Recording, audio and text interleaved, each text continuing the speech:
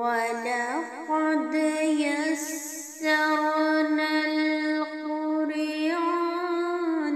لِلذِّكْرِ فَهَلْ مِن مُّدَّكِرٍ بسم اللہ الرحمن الرحیم رب اشرح لی صدری ویسر لی امری واحلل عقدۃ من لسانی یفقہوا قولی اللہم فقہنا فی الدین رب زدنی علما الصلاۃ والسلام علیک یا سیدی یا رسول اللہ وعلی آلک واصحابک یا سیدی یا حبیب اللہ۔ جیسا کہ ہمارا دورہ قرآن کا کورس ہے، آج ہم دوسرا پارہ پڑھیں گے، اس کے مضامین اور جو بھی احکامات اس میں اللہ تعالیٰ نے بتائے۔ دوسرے پارے کی جو ابتدا ہے وہ تحویل قبلہ کے تعلق سے سورہ بقرہ کی آیت نمبر 142 سے ہوتی ہے۔ مسجد حرام میں خانہ کعبہ ہے، جس سے کہ سرور کائنات صلی اللہ علیہ وآلہ وسلم اور تمام مہاجر صحابہ کو شدید محبت تھی۔ اس سے قبل بیت المقدس کو قبلے کی حیثیت حاصل تھی۔ مدینہ ہجرت کے بعد مہاجر صحابہ کے لیے بڑی آزمائش تھی کہ آیا وہ کعبے کی محبت کو ترجیح دیں یا پھر پیارے آقا صلی اللہ علیہ وسلم کی اتباع کو ترجیح دیں، اور پیارے آقا صلی اللہ علیہ وسلم کی اتباع کو ترجیح دے کر بیت المقدس کی طرف رخ کرتے ہیں۔ صحابہ کرام جب اس آزمائش میں کامیاب ہو گئے تو تاجدار رسالت سرور کائنات صلی اللہ علیہ وآلہ وسلم کی بار بار دعا اور آسمان کی طرف رخ انور کرنے کے نتیجے میں اللہ نے مسجد حرام کو قبلہ بنانے کا حکم دیا۔ اس تحویل قبلہ کے بعد یہودی مسلمانوں پر طنز اور طعنے کے تیر پھینکنے لگے، جس کے جواب میں فرمایا گیا کہ تحویل قبلہ کے حکم خداوندی پر نہ سمجھ اور بیوقوف لوگ جو ہیں وہ اعتراض کریں گے کہ مسلمان جو ہیں وہ اپنا جو پرانا قبلہ ہے بیت المقدس اس کو چھوڑ کر بیت اللہ کا رخ کیوں کرنے لگے۔ تو اس کا جواب دیا کہ تمام جو سمتیں ہیں، تمام جو جہات ہیں، مشرق اور مغرب، یہ سب اللہ ہی کے ہیں، وہ جس طرف چاہے اپنے بندوں کو رخ کرنے کا حکم دے دے، کسی بھی بندے کو اعتراض کرنے کا حق حاصل نہیں ہے۔ اہمیت کسی سمت کی نہیں ہے بلکہ اہمیت اللہ کے حکم کی ہے۔ اللہ تعالیٰ نے فرما برداروں اور نافرمانوں میں تمیز کے لیے تحویل قبلہ کا حکم دیا کہ فرما بردار فوراً اسے مان لیں گے اور جو نافرمان ہیں وہ ماننے کی بجائے اعتراضات کرنا شروع کر دیں گے، اور اس طرح مخلص جو مسلمان ہیں وہ اور کافر اور منافق جو ہیں وہ کھل کر سامنے آ جائیں گے اور پتہ چل جائے گا کون مخلص مسلمان ہے اور کون منافق ہے۔ ان آیات کے مطالعے سے اللہ تعالیٰ کے ساتھ پیارے آقا صلی اللہ علیہ وسلم کا حسن ادب بھی ظاہر ہوتا ہے کہ آپ شدت اشتیاق اور انتظار وحی میں بار بار جو اپنا چہرہ مبارک تھا، اپنا چہرہ انور جو تھا وہ آسمان کی طرف کرتے تھے اور اپنی جو مبارک نگاہیں ہیں وہ آسمان کی طرف اٹھاتے تھے، مگر تحویل قبلہ کا جو سوال تھا وہ لب پر نہیں لاتے تھے۔ دل میں تھا لیکن لب پر نہیں لاتے تھے کہ نامعلوم اللہ کی مرضی کیا ہے۔ شاید اسی مناسبت سے اللہ تعالیٰ نے تحویل قبلہ کا حکم دینے کے فوراً بعد اہل ایمان پر اس نعمت عظمیٰ کا ذکر فرمایا ہے جو انہیں سراج منیر اور بشیر و نذیر سیدنا کریم محمد مصطفیٰ صلی اللہ علیہ وآلہ وسلم کی صورت میں عطا ہوئی۔ تو مستقل قبلے کا تعین بھی اللہ تعالیٰ کا بڑا احسان ہے، اور ہدایت اور تعلیم کے لیے اس عظیم الشان خاتم النبیین محمد مصطفیٰ کریم صلی اللہ علیہ وسلم کی بعثت بھی بے مثال فضل اور انعام ہے۔ تحویل قبلہ کی آیات کو علماء کرام نے بڑی اہمیت دی ہے اور اس سے کم و بیش 16 قواعد جو ہیں وہ اخذ کیے گئے ہیں۔ نیز اس سے یہ بھی ثابت ہوتا ہے کہ دین اسلام محض چند ایسی مذہبی رسوم کا نام نہیں جو عبادت خانوں اور خانقاہوں میں ادا کیا جاتا ہے، بلکہ اس دین کا تعلق جو ہے زندگی کے یعنی کہ ہمارے جو دین کا تعلق ہے وہ زندگی کے ہر شعبے سے ہے، یہ ہر جگہ انسان کے ساتھ رہتا ہے، گھر میں بھی اور بازار میں بھی، مسجد میں بھی، مدرسے میں بھی، سیاست ہو یا حکومت ہو، تجارت ہو یا معاشرت، ہر جگہ پر ساتھ ساتھ ہے۔ یہ مسلمانوں کی ہر جگہ نگرانی کرتا ہے اور مسلمانوں پر لازم ہے کہ وہ ہر قدم اسے دیکھ کر اٹھائے۔ تحویل قبلہ کی بحث کے دوران اللہ تعالیٰ نے اس حقیقت کی طرف رہنمائی فرمائی کہ ہر انسان کا ایک معنوی قبلہ بھی ہوتا ہے جس کو وہ اپنا مطلوب اور مقصود بنا لیتا ہے۔ اب اس کے حصول کی خاطر وہ محنت اور مشقت کرتا ہے۔ اہل ایمان کے لیے مقابلے کا اصل میدان نیکیوں میں ایک دوسرے سے آگے نکلنے کا ہے۔ ایک روز ان سب کو اللہ کے سامنے حاضر ہونا ہے جہاں نتیجے کا اعلان ہوگا کہ کون آگے نکلا اور کون پیچھے رہ گیا۔ آیت نمبر 151 میں حضرت ابراہیم اور حضرت اسماعیل علیہ السلام کی اس مشہور دعا کی قبولیت کا اعلان ہے جس سے پتہ چلتا ہے کہ اللہ کے یہاں دیر ہے لیکن اندھیر نہیں ہے۔ اللہ تعالیٰ نے کوئی 2500 سال بعد دعا کی قبولیت کا اثر دکھایا اور سرور کائنات سیدنا محمد مصطفیٰ کریم صلی اللہ علیہ وآلہ وسلم کو حضرت اسماعیل علیہ السلام کی نسل سے مبعوث فرمایا، جن کا منصب یہ ہے کہ لوگوں کو اللہ کی آیات سنا سنا کر متوجہ کرتے ہیں، جو متوجہ ہو ان کا تزکیہ کرتے ہیں۔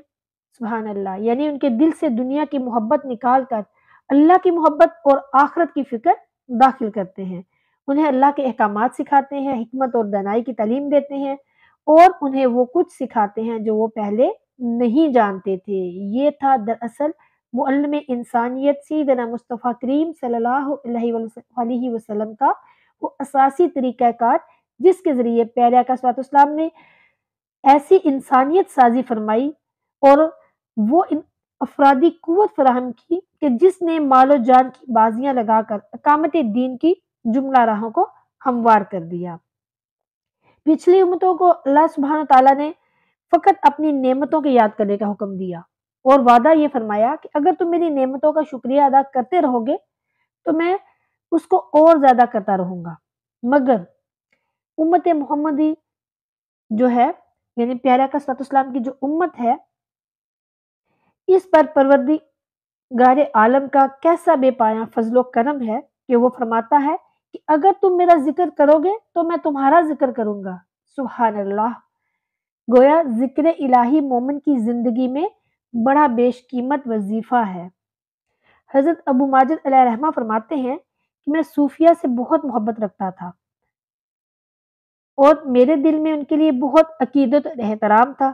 ایک دن میں ان کے پیچھے پیچھے ایک عالم کی مجلس میں پہنچا تو میں نے اس مجلس میں ایک نوجوان کو دیکھا جس کی زیارت کرنے کے لیے لوگ بےتاب تھے۔ اس نوجوان کی عادت یہ تھی کہ جب وہ اللہ اللہ کی صدائیں سنتا تو اپنے آنسوؤں پر قابو نہ رکھتا تھا۔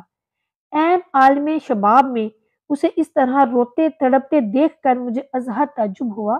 میں نے ایک بزرگ سے اس نوجوان کے بارے میں معلوم کیا تو انہوں نے بتایا کہ یہ توبہ کے بعد اسی طرح اشک باری کرتا ہے اور نوافل کی ادائیگی میں مصروف ہو جاتا ہے۔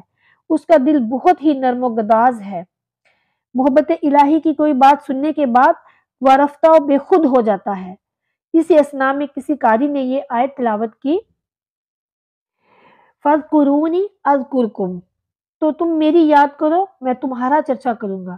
اس آیت کریمہ کو سننے کے بعد وہ اپنی جگہ سے اٹھ کھڑا ہوا اور کہنے لگا، اے میرے پروردگار، وہ ذلیل اور رسوا ہو گیا جس کے دل میں تیری یاد کے علاوہ کچھ اور بھی سمایا ہوا ہے۔ اے دلوں کے تسکین، اس بھری کائنات میں تیرے سوا ہے کون جسے یاد کیا جائے۔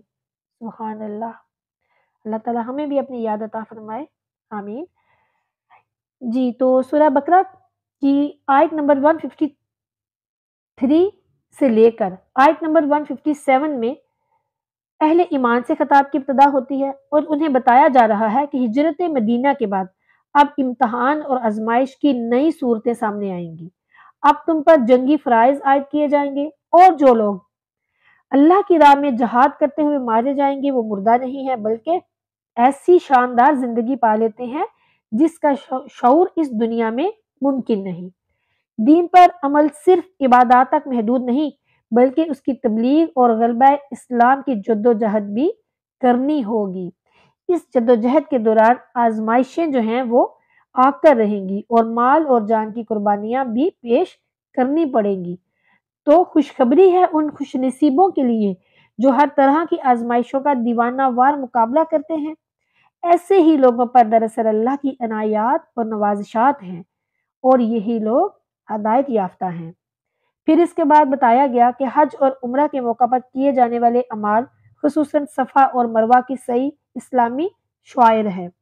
اللہ تعالیٰ کے نازل کردہ دلائل اور ہدایت کے واضح احکام کو چھپانے والے جو لوگ ہیں وہ لعنت خداوندی کے مستحق ہیں، لیکن توبہ تائب ہو کر اپنا رویہ درست کر کے احکام خداوندی کو بیان کرنے لگے تو وہ لوگ لعنت سے بری ہو سکتے ہیں اور اللہ کی رحمت میں آ سکتے ہیں۔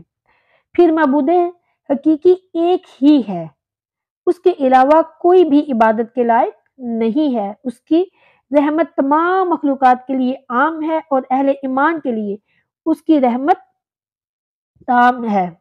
آسمان اور زمین کی تخلیق، دن رات کی ترتیب اور انسانی نفع کے لیے پانی میں چلنے والی کشتیاں، بادل، بارش، زمین سے نکلنے والے پھل اور سبزیاں اللہ تعالیٰ کی وحدانیت کے عقلی دلائل ہیں۔ اللہ کے مقابلے میں معبودان باطل کے ماننے والے قیامت کے دن بہت پچھتائیں گے اور ایک دوسرے سے برات کا اظہار کریں گے، مگر جہنم سے کسی طرح بھی بچ نہیں سکیں گے۔ یعنی کہ قیامت والے دن یہ لوگ جو کفار ہیں، بتوں کی پوجا کرتے ہیں یا جو اللہ کو نہیں مانتے، وہ پچھتائیں گے اور پھر یہی بت جو ہے یہ اس دن کہیں گے کہ ہم نے تو انہیں نہیں کہا تھا کہ یہ ہماری عبادت کریں۔ ایک دوسرے پر الزام تراشی لگائیں گے، یعنی کہ ان کے جو علماء ہیں وہ بھی اس طرح، یہ بت بھی اور یہ لوگ بھی۔ لیکن اللہ تعالیٰ فرماتا ہے کہ اس دن یہ لوگ جہنم سے نہیں بچ سکیں گے۔ پھر آیت نمبر 172 اور آیت نمبر 173 میں حکم ہوا کہ اللہ تعالیٰ کی عطا کردہ پاک نعمتوں کو کھاؤ اور اس کا شکر ادا کرو۔ پھر 4 قطعی حرام چیزوں کا بیان ہوا۔ وہ کون سی چیزیں ہیں؟ وہ یہ ہیں: مردار، اس سے وہ حلال جانور مراد ہے جو طبعی موت مر گیا ہو۔ پھر ذبح کے وقت بہنے والا خون، خنزیر کا گوشت اور وہ حلال جانور جس پر ذبح کرتے وقت غیر اللہ کا نام لیا گیا ہو۔ نیز اس ضابطے کا بیان بھی ہے کہ جان بچانے کے لیے ضرورت کے وقت حرام جو چیز ہے، یعنی جو حرام گوشت وغیرہ کچھ بھی ہے، اس کا استعمال کرنا گناہ نہیں ہے۔ یعنی بہت زیادہ ضرورت ہو، جان بچانی ہو اور کوئی چیز اویلیبل نہ ہو تو تب جو ہے حرام کا استعمال کیا جا سکتا ہے۔ پھر اگلی آیات میں ان علماء پر اللہ تعالیٰ کے غضب کا بیان ہے جو اللہ تعالیٰ کی کتاب کی تعلیمات کو چھپاتے ہیں اور تھوڑی سی قیمت کے عوض لوگوں کی خواہشات کے مطابق فتوے دیتے ہیں۔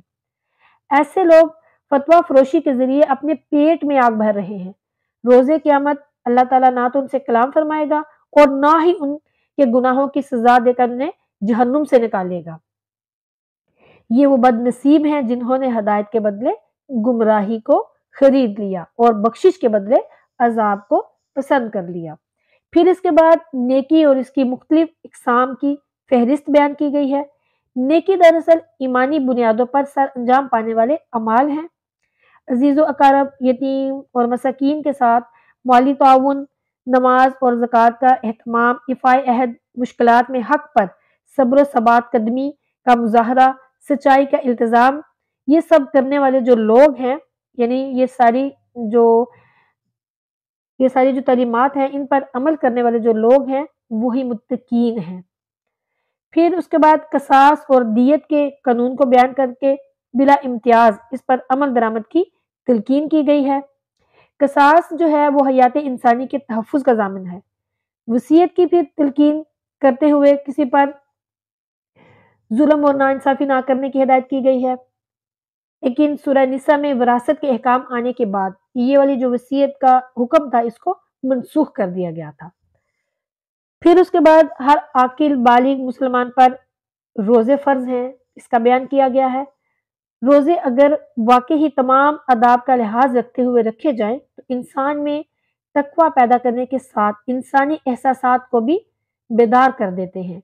پھر بتایا کہ جس مہینے میں روزے فرض کیے گئے ہیں اسے یہ خصوصیت اور فضیلت بھی حاصل ہے کہ اس مہینے میں یعنی رمضان المبارک میں اس قرآن جیسی عظیم الشان کتاب نازل ہوئی ہے۔ اس کے بعد روزے کے جو مسائل ہیں ان پر روشنی ڈالتے ہوئے بتایا گیا کہ بیماری یا سفر کی حالت میں عارضی طور پر روزوں کے چھوڑنے کی رخصت ہے۔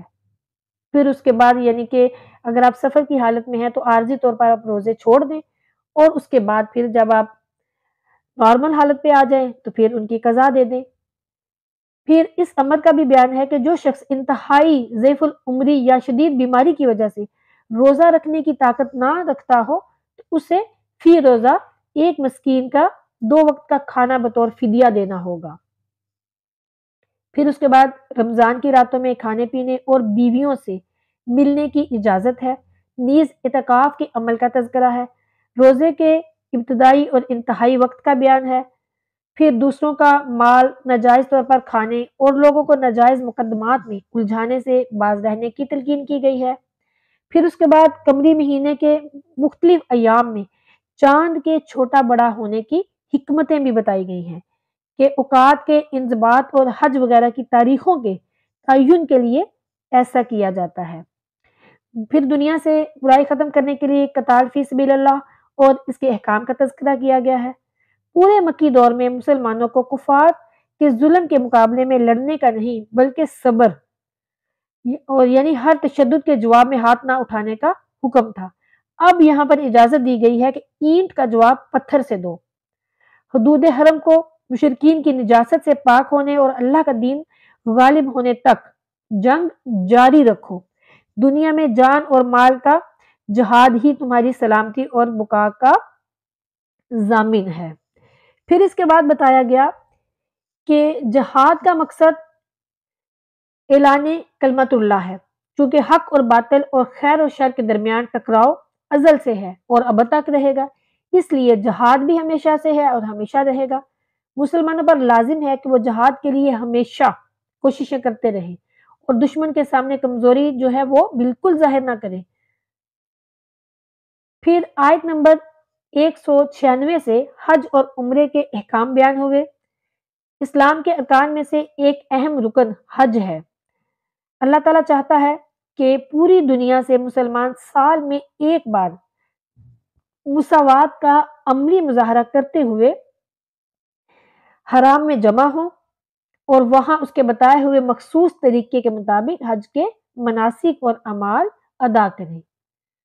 پھر اس کے بعد 2 کرداروں کا بیان ہے۔ ناپسندیدہ کردار یہ ہے کہ انسان گفتگو میں تو دوسروں کے دل مول لینے کی کوشش کرے، لیکن کردار کے اعتبار سے جو ہی موقع ملے دوسروں کی جان مال اور املاک سے کھیلنے کی کوشش کرے۔ ایسے کردار کا انجام جو ہے وہ جہنم ہے۔ پسندیدہ کردار اس کا ہے جو اللہ کی رضا جوئی کی خاطر سب کچھ لٹا دینے پر آمادہ ہو۔ اللہ تعالیٰ ایسے پرخلوص لوگوں کے حق میں انتہائی مہربان ہے۔ پھر اگلی آیات میں بتایا گیا کہ حقیقت ایمان اللہ تعالیٰ کے ساتھ اپنی جان کا سودا ہے، اور اسلام بعض چیزوں کو قبول کرنے اور بعض کو رد کرنے کا نام نہیں، بلکہ اسلام کی حقیقت یہ ہے کہ اللہ تعالیٰ اور اس کے پیارے نبی صلی اللہ علیہ وآلہ وسلم کے تمام احکام اوامر و نواہی کو منوان قبول کیا جائے۔ یہ نہیں ہو سکتا کہ بعض باتیں آپ کو پسند ہیں آپ انہیں قبول کر لیں اور بعض باتیں اسلام کی آپ کو نہیں پسند آپ ان کو رد کر دیں۔ یعنی اسلام پک اینڈ چوز کا نام نہیں ہے۔ واضح ہدایات آ جانے کے باوجود پورے کے پورے اسلام پر عمل نہ کرنا اس بات کا مظہر ہے کہ انسان روز قیامت کا انتظار کر رہا ہے، جس روز اللہ تعالیٰ فرشتوں کے ساتھ زمین پر جلوہ افروز ہوگا اور تمام معاملات کا فیصلہ چکا دیا جائے گا۔ اس لیے یعنی کہ آپ نے اپنی مرضی کا اسلام نہیں چوز کرنا۔ آج کل ایسے ہی ہو رہا ہے نا، ہر کوئی اپنی مرضی کا اسلام، جس کو جو احکام پسند ہے وہ نکال لیتا ہے اور کہتا ہے جی میں اسلام پہ عمل کر رہا ہوں۔ جو چیزیں پسند نہیں ہوتی اسے نکال دیتا ہے، اسے دیکھتا بھی نہیں، اور جو اس کو یاد دلاتا ہے بتاتا ہے تو پھر بس آپس میں ہٹ درمی ضد انا آ جاتی ہے۔ پھر اس کے بعد آیت نمبر 213 میں بتایا گیا کہ تمام لوگ اصل کے اعتبار سے ایک تھے، پھر اللہ تعالیٰ نے نظام رسالت قائم فرمایا، ہر دور کے لوگوں کے لیے کتاب ہدایت نازل کی۔ اس کے بعد انسانیت دو گروہوں میں بٹ گئی، ایک اہل حق یعنی انبیاء کرام کے پیروکار اور دوسرے اہل باطل یعنی خواہشات نفس اور شیطان کے پیروکار۔ اس کے بعد بتایا گیا کہ جنت کا حقدار بننے کے لیے محض دعوی ایمان کافی نہیں ہے، بلکہ اس کے لیے راہ حق میں مشکلات کا استقامت کے ساتھ مقابلہ کرنا ہے، جیسا کہ انبیاء کرام اور ان کے سچے پیروکاروں کی روشن مثالیں ہمارے سامنے موجود ہیں۔ پھر اس کے بعد شراب اور جوئے کے بارے میں ابتدائی ذہن سازی کرتے ہوئے ان کے فوائد اور نقصانات میں تقابل کی تلقین کی گئی، تاہم جسمانی، عقلی، مالی، اخلاقی اور معاشرتی اعتبار سے جو نقصانات ہیں وہ منافع کے مقابلے میں کہیں زیادہ ہیں۔ پیارے آقا صلی اللہ علیہ وسلم نے شراب کو ام الخبائث یعنی خباثتوں اور برائیوں کی جڑ قرار دیا ہے۔ پھر اس کے بعد یتیموں کی کفالت کی تعلیم ہے اور نکاح میں توحید پرست کو بت پرستوں پر ترجیح دینے کا حکم ہے۔ پھر خواتین کے مخصوص مسائل کا ذکر ہے، جن میں حالت حیض کے اندر اپنی بیویوں سے دور رہنے کا حکم دیا گیا ہے، کیونکہ حیض کے خون میں ایسی نجاست اور ایسے جراثیم پوشیدہ ہوتے ہیں جن کی وجہ سے میاں بیوی دونوں کی صحت خطرے میں پڑ سکتی ہے۔ البتہ آپس میں اٹھنے بیٹھنے اور اکٹھے کھانے پینے کی اجازت ہے، جبکہ یہودی اس کی بھی اجازت نہیں دیتے تھے، اور جو نصارہ ہے وہ جمع کرنا بھی برا نہیں سمجھتے تھے۔ گویا کہ اسلام نے دوسرے بہت سارے معاملات کی طرح حیض کے معاملے میں بھی افراط و تفریط کی بجائے اعتدال کی راہ اختیار کی ہے۔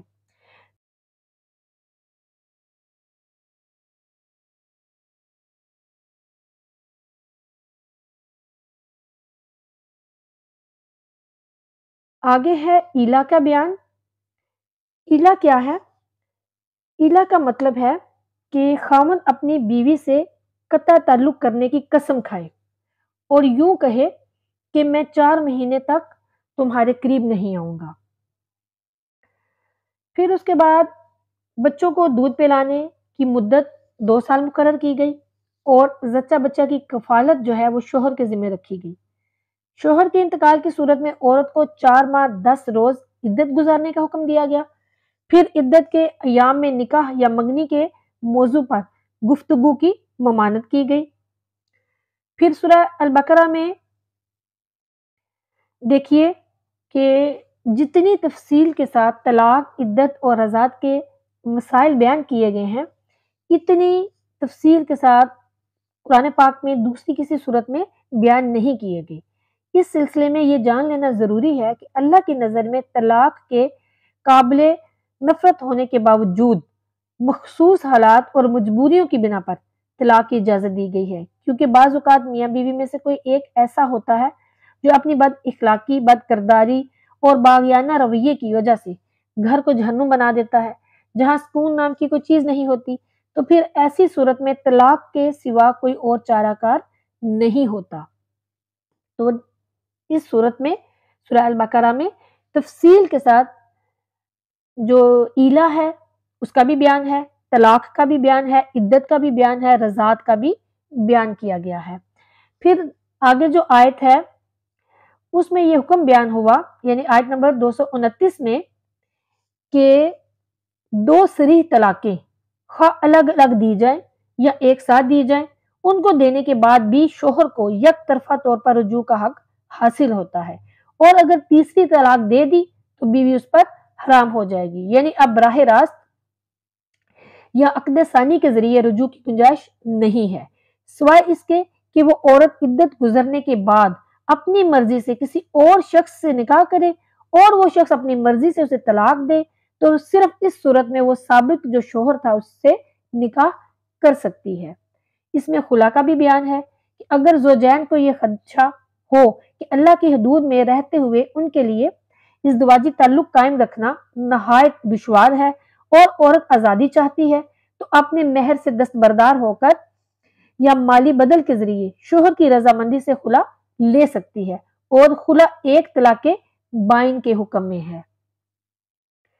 پھر نکاح کے بعد اگر بیوی سے ملاقات سے پہلے ہی طلاق کی نوبت آ جائے تو مہر متعین ہونے کی صورت میں نصف مہر کی ادائیگی لازم ہوگی۔ ان شرعی ضوابط کی پابندی اللہ کا حق ہے، لہٰذا ایک دوسرے کے لیے پریشانیاں اور مسائل پیدا کرنے کے لیے شرعی ضوابط کو پامال نہ کیا جائے۔ پھر اس کے بعد نماز کی پابندی اور اس کے اہتمام کی تلقین کی گئی کہ کسی خوف و خطر کی وجہ سے اگر کھڑے ہو کر نماز نہ پڑھ سکیں تو پھر سواری پر ادا کر لیں۔ نماز نہ صرف اللہ کو یاد رکھنے کا ذریعہ ہے بلکہ آخرت کی جواب دہی کی یاد دہانی کی بھی ایک مؤثر صورت ہے۔ جس طرح ہم نماز میں اللہ کی بارگاہ میں کھڑے ہوتے ہیں، ایسے ہی روز قیامت اللہ کے سامنے جواب دہی کے لیے کھڑے ہوں گے۔ جواب دہی کا یہ احساس انسان کو تمام امور جو جتنے بھی امور ہیں ان سب بشمول نکاح اور طلاق کے معاملات میں اللہ کی نافرمانیوں سے بچاتا ہے۔ لہٰذا جو شخص نماز پڑھے لیکن معاملات میں شریعت کی پابندی نہ کرے تو اس کی نماز در حقیقت نماز نہیں ہے۔ اس کے بعد جہاد کی ترغیب دینے کے لیے ایک قوم کا تذکرہ کیا گیا جو موت کے ڈر سے اپنے گھروں سے محض اس لیے نکل بھاگے تھے کہ اللہ تعالیٰ نے انہیں موت دے دی، اور بنی اسرائیل کے ایک نبی حضرت حزقیل کی دعا سے انہیں دوبارہ زندہ کر دیا۔ پھر جہاد کا حکم اور اس کے ساتھ ہی اللہ کے نام پر مال خرچ کرنے کی تلقین کا حکم ہوا۔ پھر آخر میں مسلم حکمران طالوت اور کافر حکمران جالوت کے درمیان جو مقابلہ ہے اس کا تفصیلی تذکرہ کیا گیا ہے۔ پھر اس پر مخالفین کے اعتراضات کا جواب دیتے ہوئے بتایا گیا ہے کہ ان کی اہلیت کا مدار جسمانی قوت اور جنگی علم ہے اور بادشاہت اللہ کی عطا سے ملتی ہے۔ پھر حضرت شموئیل علیہ السلام نے طالوت کی بادشاہت کی نشانی کے طور پر اپنی قوم کو بتایا کہ تمہارے پاس ایک تابوت آئے گا جسے فرشتے اٹھائے ہوئے ہوں گے، جو تمہارے لیے تمہارے رب کی جانب سے باعث طمانینت ہوگا، یعنی باعث تسکین ہوگا، اور اس میں آل موسیٰ اور آل ہارون کے تبرکات ہوں گے، یعنی اس کو تابوت سکینہ بھی بولتے ہیں۔ پھر طالوت کے ساتھ لڑنے والے لشکر کو ایک آزمائش سے گزارا گیا اور کم لوگ اس آزمائش پر پورا اترے۔ پھر اللہ تعالیٰ نے یہ بھی بتایا کہ اہل ایمان کی قلیل جماعت دشمن کی کثیر جماعت پر غالب آ جاتی ہے۔ پھر جب طالوت اور اس کے لشکر کے ساتھ مقابلہ ہوا تو اہل حق اور اصحاب طالوت نے یہ دعا پڑھی، اے ہمارے رب، ہم پر صبر انڈیل دے اور ہم کو ثابت قدم رکھ، اور کافروں کی قوم کے خلاف ہماری مدد فرما۔ اس کے بعد حضرت داؤد علیہ السلام نے جالوت کو قتل کیا۔ جالوت کے لشکر کو شکست ہوئی اور اللہ تعالیٰ نے حضرت داؤد علیہ السلام کو سلطنت اور حکمت عطا فرمائی۔ اللہ تعالیٰ نے یہ بھی فرمایا کہ وہ مفسدین کے شر کو اگر نیک لوگوں کے ذریعے دفع نہ فرماتے تو زمین میں فساد برپا ہو جاتی۔ یہ قصہ ایسا تھا کہ خود بنی اسرائیل کے بھی صرف خواص ہی کے علم میں تھا، عوام اس سے بے خبر تھے، لیکن تاجدار کائنات نبی آخر الزمان صلی اللہ علیہ وآلہ وسلم کی زبان اقدس سے تاریخ کی اس بھولی بسری داستان کا بیان ہو جانا اس بات کی دلیل ہے کہ پیارے آقا صلی اللہ علیہ وسلم کا رابطہ اس ذات لم یزل سے ہے جس کی نظر سے تاریخ کی کوئی کڑی بھی اوجھل نہیں، اور یہ کہ آپ واقعی ہی اللہ عز و جل کے سچے اور برگزیدہ رسول ہیں۔ اللہ تعالی ہمیں دوسرے پارے کے بیان کردہ مضامین کو سمجھنے کی توفیق عطا فرمائے اور اس پر عمل کی توفیق عطا فرمائے، اور جو ہم سیکھیں اس کو دوسروں تک پہنچانے کی توفیق عطا فرمائے۔ جس طرح کی تفسیر ہم نے پڑھی سیکھی، اللہ تعالیٰ آپ کا سننا اور میرا جو پڑھنا ہے وہ قبول فرمائے، آمین۔